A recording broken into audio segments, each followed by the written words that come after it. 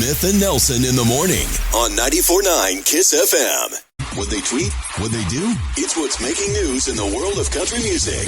This is the Music City 60 on 94.9 KISS FM. Yes, it is your Music City 60, and Jimmy Allen was doing an interview with Billboard where he talked about how the pandemic actually really helped out his bowling game. Getting really into it. He said he'd spend 5 days a week, 7-8 hours at a time at the bowling alley. Wow. He's now officially addicted. Last month, he left early from his own industry party celebrating 2 #1 records so he can go bowling. He belongs to 5 leagues.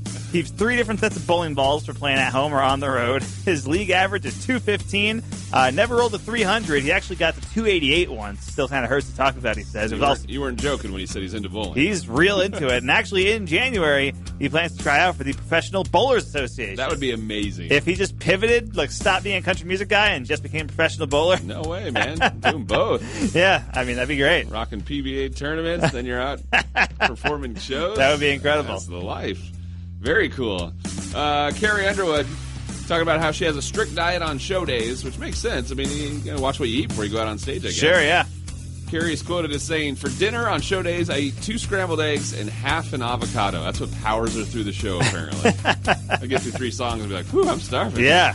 She says you get to a point where it's like, if I eat off script, in life it's fine, but in that context, it's like if your body doesn't process it as well or makes you kind of bloated or makes you feel slow or whatever it is, it's like I know what that's going to do, and it's good, healthy fats and protein that get me through the show without making me feel like I just ate a lot of food. Fair enough. I'd love to see her just one time test it. Be like, oh, I just had a double Whopper, some onion rings from Burger King. We're going to be sitting down on this show. Yeah. Why is Carrie so lethargic tonight?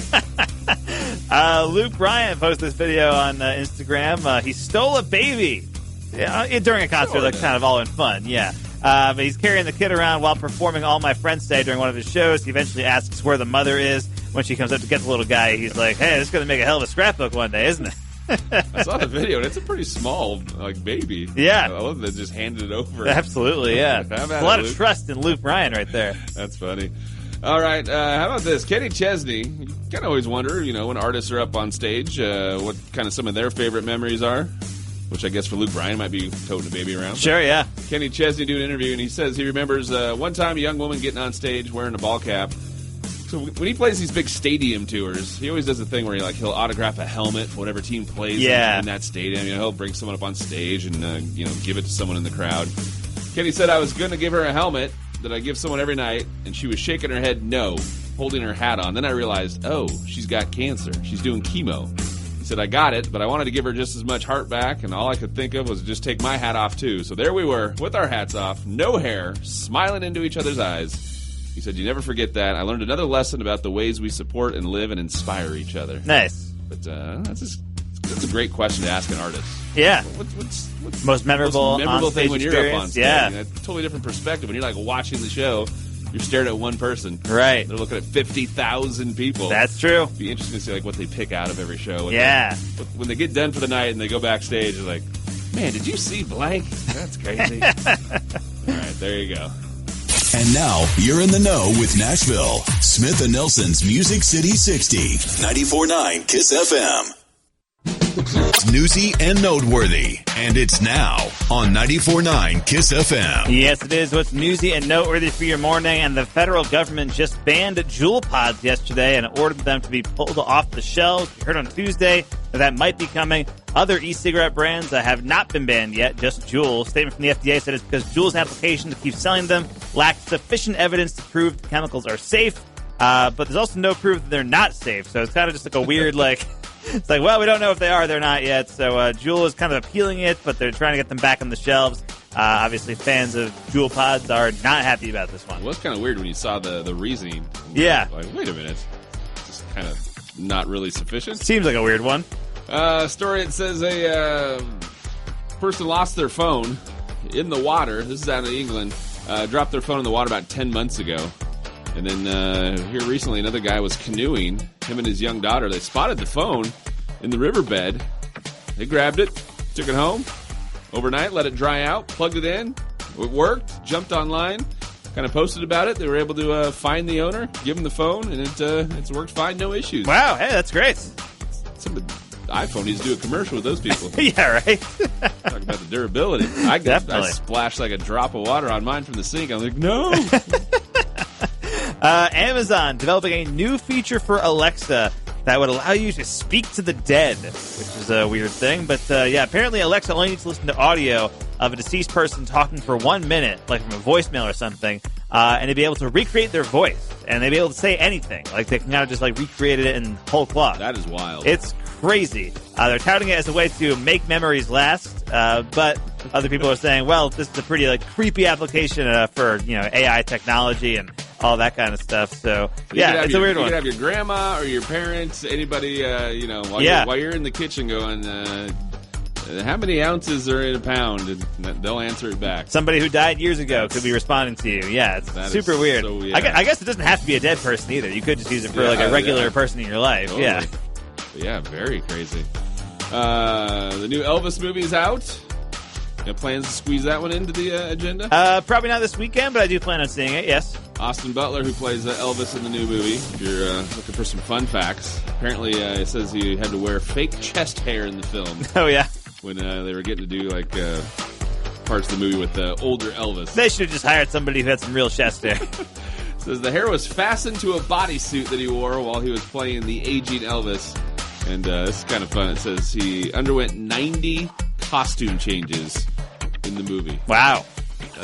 That's amazing. Yeah. 90 different outfits. Although for Elvis, kind of seems like on the low end of things, right? This is we've been seeing this in Missoula with Fourth Fest. The 4th of July fireworks here in town have been canceled.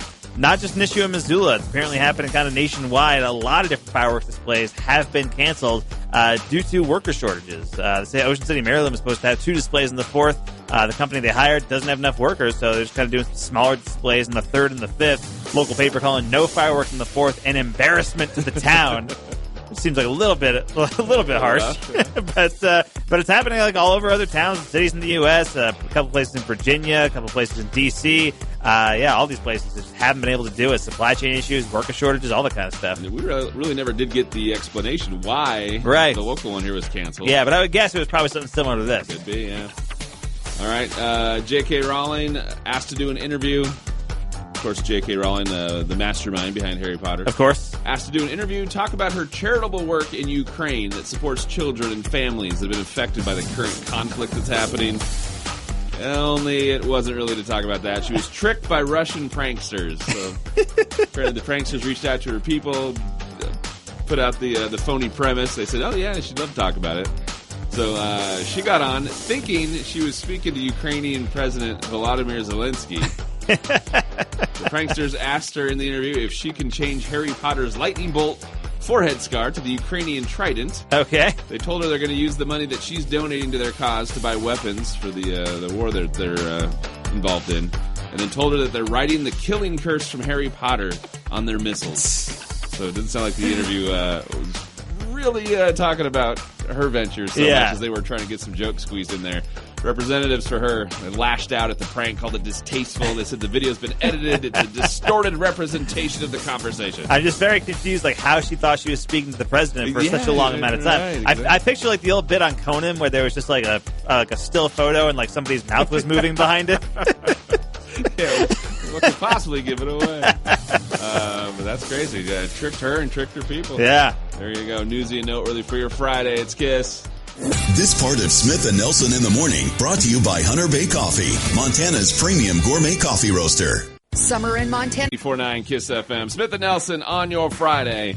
And part of the morning here brought to us by Taco Time. That's right. Try the new Impossible Nacho Burrito. You won't believe how much Impossible meat tastes like seasoned ground beef, but it's 100% vegetarian. A delicious combination of Impossible meat and your favorite nacho ingredients all wrapped in a home-style tortilla. It's Nacho Average Burrito. The Impossible Nacho Burrito only for a limited time at Taco Time at North Reserve. All right. Smith and Nelson. Events coming up and not coming up. I guess if you just start here a couple weeks from now, no fireworks for the 4th of July over at the mall. Yeah. A temporary postponement is what I think they called it. They do plan to do it next year. Yeah, absolutely. They are doing the 4th at the Fort celebration, though. Yep. Which will actually kind of be back to full strength here after the last couple of years having to kind of pull it back a little bit. Right. You know, like no music, I think, last year. Tone it down. They're back to having a band this year, but bands and food, so some fun over at Fort Missoula for the 4th of July. How about Caras Park? Getting ready to have Pet Fest coming back. Yeah, I mean, Caras Park doing so much cool things over the last few weeks. They had a couple of beer fests in May. The Northwest Margarita Fest is coming up pretty soon. And then, Pet Fest is set to return in August, which, that's going to be a good time. We were actually there last year at Pet Fest. Me and my girlfriend were there, which she's been trying to get me to adopt a dog. I was just going to say, it's all just trying to just peck away a little bit at her master plan. I mean, there was one day where she literally told me oh, we're going to go somewhere. And she was like, oh, it's a surprise. And I went in the car with her and she took me to the Humane Society and we just went and looked at dogs. And I was like, we're not getting the dog. I'm telling you. I remember that on a Monday morning. How was your weekend? You're like, well, I got bamboozled. Yeah, I was kidnapped. I'll say this because I'm kind of home alone for a couple of weeks. My wife and the kids, they're visiting grandma in Washington. But they've wanted a dog. Sure. And I'm just like, no, cats are so much easier. You know, it's just easy. Don't have to clean up after them. Don't have to walk them. You go out of town, just give them a bunch of food. Yeah. I'm dog sitting for a friend. Yeah. As I'm home by myself. And I've had the thought a few days of this isn't too bad. I only say it because they're out of town, right? And then not listening to the radio. Yeah, well, luckily my girlfriend's at work; she's not listening right now either, so we should be all right. But I've been like, this isn't as bad as I tell them it would be. But as soon as they're back, you're like, oh no, it'd be the worst. How was it? Oh my gosh, it was the worst. Yeah. But if you are in the market for a dog or other animals and stuff, Pet Fest in Caras Park, a great place to check it out because they're going to have a ton of adoptable things. Right there. All these different cool animals, they're going to be there, a lot of dogs and stuff, and people just kind of bring their dogs to hang out at Pet Fest, which was a lot of fun last year. I mean, there are so many different booths offering up pet treats and clothes and accessories. Plus, there's a ton of different events, like the Doggy Olympics, with the wide selection of contests for dogs to enter, and the Wacky Wiener Dog Dash, which we saw last year, and it was absolute chaos. Was it as wacky as advertised? It was wacky. It was pretty wacky, especially because a lot of the dogs, they have to dash a straight line, and a lot of them do not do that. They just kind of go all over the place. So you kind of see how crazy that is. But, it was a lot of fun last year, so I'm guessing it'll be a good time this year. Pet Fest is going to be at Caras Park on Saturday, August 20th from 10 to 3. If you want to check it out, we got the details for it on the website and through the mobile app. Mission Valley Super Oval in Polson invites you to some high-octane races this year with a full season of fun. This Friday, come out to the West Coast Vintage Sprints and IWS Methanol-Burning Winged Sprints. The fun doesn't stop there. Come enjoy the West Coast Vintage Sprints, IWS Methanol-Burning Winged Sprints, and the Late Model Invitational 75 Lap. Get more details and full racing schedule at MissionValleySuperoval.com. Thanks to the sponsors SNS Sports and Napa, Missoula, Ronan, and Polson. On 94.9 KISS FM. The Nelsons Odds and Ends on 94.9 KISS FM. Yes, indeed, some odds and ends for your morning, and Taco Bell is testing out 2 new products that incorporate Cheez-Its, or really just one really big Cheez-It. The first one is the Big Cheez-It Tostada. It looks like a normal tostada, but instead of a flat tortilla shell, it's served in a Cheez-It the size of your hand. And then the second one is the Big Cheez-It Crunch Wrap. It's got the same huge Cheez-It inside instead of a tortilla shell. Someone ordering online spotted them on the menu at a Taco Bell in California, posted a screenshot. Not clear if any other locations have them yet or when they might go nationwide. I would just go order a giant Cheez-It. Yeah, I just take one big Cheez-It, please. Walk around snacking on that thing. Where'd you get that big Cheez-It? Yes. Swedish man has broken the Guinness World Record by throwing a washing machine 14 feet 7 inches. That's really impressive, actually. I was just watching the video. I don't think I could throw one 7 inches. Tip it over. Right, exactly. I was just watching the video. It's pretty crazy. It's all part of a strongman competition. Bodybuilders took turns throwing the washing machines, trying to break the record, which was 13 feet 6.6 inches. One of the competitors actually broke that record. Wow. With a 14.1-inch throw. But then someone else had to get up there and show him up with the record-breaking 14.7. You know, I understand the feeling. Once I got a high score on a Ms. Pac-Man machine, and then the next guy came after me, beat my high score. Man. It was ridiculous. So exactly the same. You know exactly how that feels, yes. A$AP Rocky has been opening up for the Red Hot Chili Peppers in their European tour. But the other night in Manchester, he was so late to the show, the Chili Peppers actually played first. And when they finished, A$AP Rocky took the stage after them. He went on after the Chili Peppers, but the crowd started leaving once he showed up. Someone who was there posted a video leaving and said, A$AP Rocky turned up late on support for Red Hot Chili Peppers, so they announced he was on after. Of course, everybody here is leaving because 90% of the crowd are bald dads. That's interesting, though. You even let the opener go on last. Yeah, I guess so. Huh.